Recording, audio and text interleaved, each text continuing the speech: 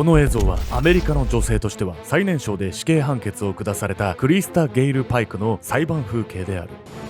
It is therefore ordered that you shall be put to death by electrocution and you know that tried by law, and that you shall be transferred to the custody of the warden at the Tennessee Prison Facility. And further, on the 12th day of January 1997, your body shall be subjected to shock by sufficient current of electricity. 1996年3月30日、アメリカ・テネシー州ノックスビル。ママ、助けて、お願い。付き添いの警察官に腕を引かれ、大粒の涙を流しながら法廷を後にしたその女性はクリスタ・ゲイル・パイク。この日、彼女は同級生に対する第1級殺人で死刑判決を下されました。犯行時18歳という年齢を考慮しても情状酌量の余地はないと判断されたクリスタ。それもそのはず、彼女は犯行後、被害者の砕いた頭蓋骨を友人に見せびらかしていたんです。アメリカ最年少の女性死刑囚となったクリスタ・ゲイル・パイク。年齢を考慮しても許されなかった彼女の犯行の全貌とは。闇を抱えた少女が育った環境は良心のかけらもない悪の巣窟だったんです。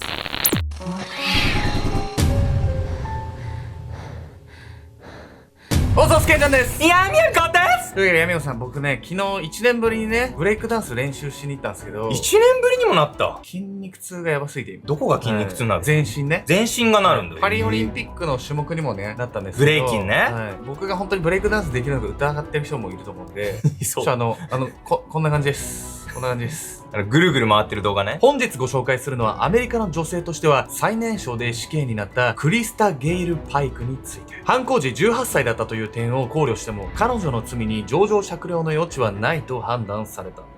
18歳っていう若さで死刑になるってことは、それまでにめちゃくちゃ殺人を犯したってこと？それがですね、クリスタが殺害したのは同級生1人なんです。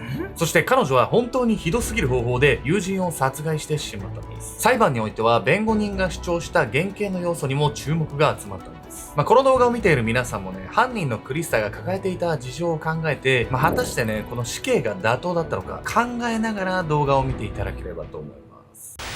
欲望が渦巻く場所。1996年3月22日、アメリカ・テネシー州ノックスビル。この日、ノックス郡刑事裁判所では第1級殺人で起訴されたクリスタ・ゲイル・パイクの裁判が開廷。ノックスビルの職業訓練校へ通っていた彼女は恋人と友人の3人で共謀し、同級生のコリン・スレマーを殺害した罪に問われていました。被告人は悪魔崇拝の儀式の一環で被害者を残酷に殺害しました。そのような軽率な理由で殺人を犯すなど、どんな理由があっても許されません。警察が相談したのは、クリスタと恋人のタダリル・シップが悪魔崇拝のサークルに所属していたため、家宅捜索では恋人タダリルの自宅から悪魔崇拝の本や祭壇が発見されました。また彼はカッターを使って被害者の胸に五芒星の印を刻んでおり、そのことも犯行に悪魔崇拝が関係していると物語っていたんです。ただ悪魔崇拝の影響で犯行に加担したのはあくまで恋人のタダリルの話。主犯のクリスタは悪魔崇拝云々に関係なく本気で被害者を憎んでいました。一方、弁護人は次のような理由でクリスタには責任能力がないと主張。被告人にはもともと遺伝的な脳の障害があります。それに加え、彼女は幼い頃から虐待やネグレクト、複数回の性的暴行の影響もあって深刻な精神疾患に苦しんできました。これらの理由から被告人は正常な判断ができる大人とは言えません。弁護人の主張と犯行時18歳というクリスタの年齢を踏まえれば極刑は免れるようにも思えます。しかし8日後の3月30日、有罪判決を下されたクリスタは死刑に。これは裁判を通して彼女に反省の態度が見えず、陪審員の心象を悪くした結果でした。最終的に死刑判決にはなってるんだけどさ、クリスタの過去聞かされると誰もが思うでしょうけど、めちゃくちゃ壮絶じゃない？具体的にね、彼女の幼少期に何があったかを知ると、もう絶句するレベルなんです。そしてこのクリスタが過ごした最悪の家庭環境とは。1976年3月10日、クリスタはウェストバージニア州ベックリーで生を受けます。彼女は生まれた頃からとある障害を患っていました。その障害とは胎児性アルコールスペクトラム障害。アルコールって名前がついてるってことは、お酒がやっぱり関連してるってことなの？そうなんです。妊娠中の人にはね、特に気をつけていただきたい障害なんです。というわけで本日のメトラキーワード、胎児性アルコールスペクトラム障害について。胎児性アルコールスペクトラム障害とは、妊娠中の母親の飲酒によって引き起こされる子供の障害。症状は体重増加の遅れ、顔面の形態異常、脳の障害など発症する子供によって様々。特にアルコール依存症で妊娠中も大量にお酒を飲んでいた女性の子供は約 30% がこの障害を患っているとされているんです。胎児性アルコールスペクトラム障害の中でも最も重い症状は脳の障害。胎児期にアルコールの影響を受けた子供は左右の脳をつなぐ脳量、注意力、集中力を司る小脳、計画立てて物事を実行するための大脳基底核が萎縮することが分かっています。こうした脳の萎縮が社会生活を送る上での様々な障害につながってくるんです。クリスタの母カリッサは素行に問題がある女性で、妊娠中にも叫びたりの日々を送っていました。そのため生まれてきたクリスタは胎児性アルコールスペクトラム障害を患っており、乳児期から痙攣などの発作を起こすことがあったんです。そしてそれはある日クリスタが発作を起こした際のこと。両親は苦しむ彼女を気にもせず友人たちとパーティーをしていたんです。また発作？いやーね、パーティー中なのよ。結局両親はそのままクリスタを放置。その場に集まっていた大人も誰一人として彼女を気にすることはありませんでした。そう、クリスタの家は両親の悪友たちのたまり場。クリスタはその環境の中で複数の大人から性的暴行を受けていました。母親のカリッサはその事実を知りながら男たちが家に来るのを止めようともしません。このように両親がろくに世話をしないため、クリスタの面倒を見ていたのは主に祖母でした。私の味方はおばあちゃんだけ。クリスタにとって唯一自分を可愛がってくれる祖母の存在がその生活のわずかな救いになっていたんです。マッチで両親がろくでなしじゃない。もうこれおばあちゃんいなかったら生きていけないレベルよこれ。本当にね、このおばあさんがいてくれてよかったんですけれども、この後ね、クリスタはそんな唯一の支えを失ってしまうんです。1988年、クリスタが12歳の頃、彼女の最愛の祖母が他界。クリスタは来る日も来る日も泣き続けました。おばあちゃんがいなくなったら私はどうやって生きていけばいいの？彼女の手首は実行為でズタズタの状態。未遂もしました。それでも相変わらず両親はクリスタのことを気にも留めようとはしません。やがて両親は離婚し、クリスタは父親に引き取られることになりますが、新居に移っても彼女に居場所はありませんでした。クリスタ、お前がいると妹たちに悪影響だ。そう言って父親はクリスタを寄宿学校へ追いやってしまうんです。ただ実はこの一件に関してはクリスタにも落ち度が。父親が彼女を家から追い出したのはクリスタが妹に性的暴行を働いたからなんです。あくまで妹一人の言い分のため真偽は定かではありませんが、この話が本当ならこの頃からすでにクリスタの人格は歪んでしまっていたのかもしれません。壮絶な幼少期を過ごしたクリスタは双極性障害 PTSD などを併発していたといいますが、結局両親が彼女を病院へ連れて行くことはありませんでした。本当に言葉を失うレベルじゃないこれって。こんなことする親が本当存在するのかってくらい信じられないくらいのレベルよこれ。ひどすぎて作り話なんじゃないかと思っちゃいますよね。気になるのはここからクリスタがなぜ殺人にまで手を染めてしまったのか。彼女はようやく見つけた拠り所を失うのが怖かったのです。絶対に許せない女。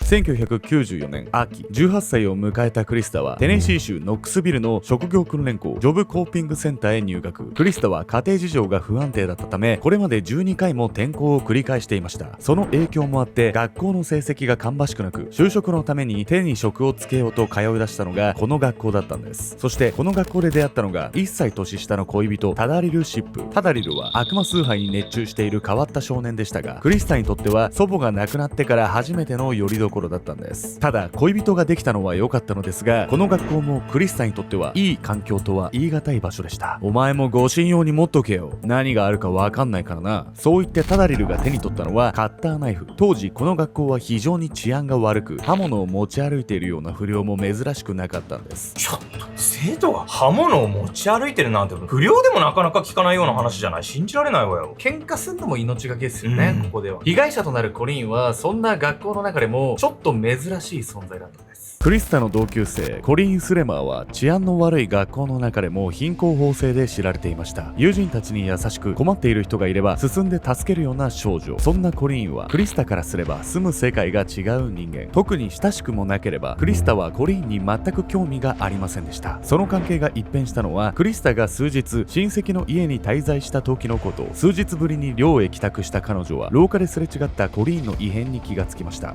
どうしたの？クリスタの顔を見るとどどこか気まずそうな表情を浮かべたコリーン。彼女は特に何も言いませんでしたが、クリスタはその理由をすぐに察するんです。それは恋人のタダリルがコリーンと頻繁に連絡を交わすようになっていたため、2人の間には明らかに普通の同級生とは違う空気が流れていました。そう、クリスタが留守にしている数日の間にコリーンはタダリルと肉体関係を持っていたんです。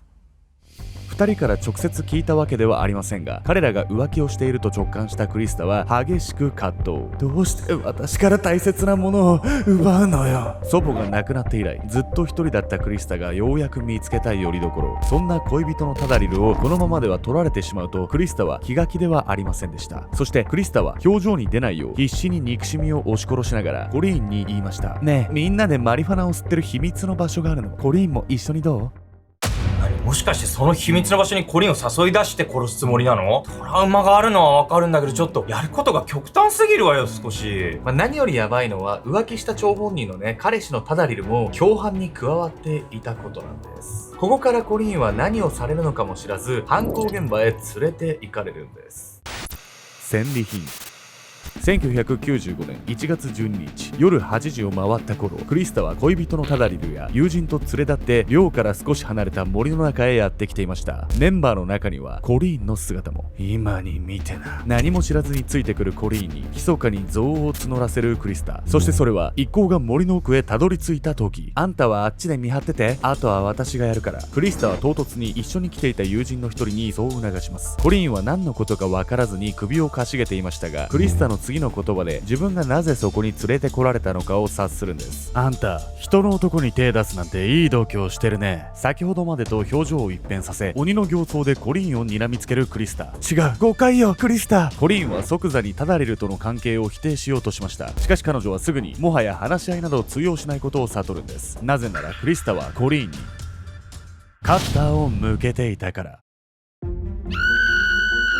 そこからクリスタはコリーンに突進。体勢を崩したコリーンを押し倒し、何度も殴る蹴るの暴行を加えました。やめて、なんでこんなことするの？黙れ。コリーンがやめてと懇願すればするほどクリスタの怒りは燃え上がり、暴行は激しさを増していました。ついには持参したカッターでコリーンを切りつけ始め、実に30分以上も彼女を痛めつけたんです。森の奥での暴行が始まってどのくらい時間が経っただろう。肩で息をするクリスタの目の前には血だまりの中に横たわるコリーンの姿が。彼女は目も当てられないほど全身傷だらけの状態だったが、まだかろうじて息があった。その時、誰か来た。クリスタはその場にコリーンを残し、物音が聞こえた方へ様子を見に行った。結局その音は気のせいだったが、この出来事がクリスタに決断を促した。あんまりもたもたしてる時間はなさそうね。そう口にしたクリスタの手には大きなコンクリートブロックが抱えられていた。視界の端にその姿を捉えたコリーンは最後の力を振り絞り声を上げようとした。頭を襲ったとてつもない激痛とともに彼女の意識は途切れた。18歳の子がさ、殺人を犯してたってだけでも異常なんだけど、ここまでいたぶってたなんてもうちょっと残酷すぎる。えげつなさすぎますよね。でもね、クリスタの本当の異常性が垣間見えるのは実はこの後だったんです。コンクリートブロックでコリーンの頭を何度も殴りつけ、頭蓋骨を粉々に砕いて殺してしまったクリスタ。彼女は恋人のタダリルと2人でその遺体を木の根元にもたれかけさせると、頭部に手を突っ込み頭蓋骨の破片を取り出しました。この後クリスタはタダリルたちと共に寮へ帰宅。そして帰宅した彼女は友人の部屋を訪れ、歌い踊りながら自慢げに頭蓋骨の破片を見せびらかしました。ねえ見て見て、あの女ぶっ殺してやったのよ。クリスタは一切戸惑うことなく友人に犯行の詳細を語って聞かせたと言います。翌朝、近隣の大学職員がコリーンの遺体を発見。遺体はどこが顔なのか判別もつかないほどぐちゃぐちゃになっていたと言います。警察は事件の日、クリスタがコリーンと一緒に寮を出て行ったという話を聞き、彼女の部屋を家宅捜索。クリスタの上着のポケットから見つかった頭蓋骨の破片は犯行の動かぬ証拠になったんです。クリスタはコリーンを殺害した理由について、最初は脅すだけのつもりだったのにヒートアップして歯止めが効かなくなったと語りました。頭蓋骨を友人に見せびらかしていたのも興奮で感覚が麻痺してのことだったのでしょうか。事件から約1年後の1996年3月30日、クリスタは第1級殺人で死刑判決に。恋人のタダリルは犯行時17歳という年齢が考慮され、仮釈放なしの終身刑。見張り役で連れて行かれた友人は6年の保護観察処分となりました。クリスタはその後テネシー州女子刑務所に収監されていますが、刑務所内でもたびたび問題を起残しているんです。2001年には同じ刑務所の囚人を靴紐で絞め殺そうとし殺人未遂で有罪に。また2012年には文通していた男性や刑務所職員と結託し脱獄計画を立てていたことが判明。クリスタはコリンの事件について後悔していると語っていますが、これらの行動を見ると反省しているか否かは疑わしい部分があるんです。クリスタが何度も控訴したため未だに死刑執行日のめどは立っていませんが、彼女は死を迎える瞬間果たして何を思うのでしょうか。生涯よりどころを求めてさまよい不安定であり続けたその人生に満たされる瞬間はあったのでしょうか。もしクリスタのように家族に味方が一人もいない状況に置かれたら、あなたは何を支えに行きますか。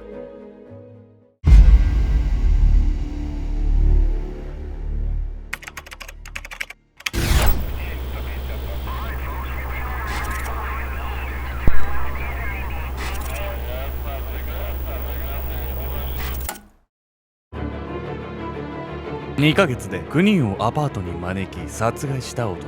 常に惰性に生きてきた男が多数の人間を手にかけた理由とは。2017年8月23日、神奈川県座間市。三角屋根のこじゃれたアパートを訪れたのは一組の男女、白石貴弘と女性 A さんの2人でした。お金ありがとう、助かったよ。細い垂れ目にシワを寄せ人の良さそうな笑みを浮かべた白石。彼は A さんと2人でそのアパートを契約したばかりで初期費用を彼女に立て替えてもらっていたんです。白石は玄関の扉を押さえ真摯に A さんを部屋の中へエスコート。傍目に見ればここから2人の楽しい同棲生活が幕を開ける、そんな風に見えていました。しかし実のところ白石は A さんとカップルではないどころか出会ってまだ5日の関係性。それにもかかわらず A さんは白石に完全に心を許していました。そして彼はここから A さんのおかげで手に入れたその部屋で9人を殺害しバラバラにしていくんです。アパートの一室で9人を殺害しバラバラにした男。なぜその部屋に9人もの人間が迷い込んでしまったのか。楽な方に流され続けた男が唯一身につけた才能は思い悩む女性の心の隙間に入り込むことだったんです。